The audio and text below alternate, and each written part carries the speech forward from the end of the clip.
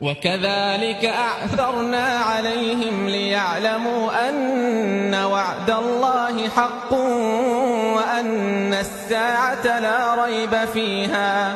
وأن الساعة لا ريب فيها إذ يتنازعون بينهم أمرهم فقالوا ابنوا عليهم بنيانا ربهم أعلم بهم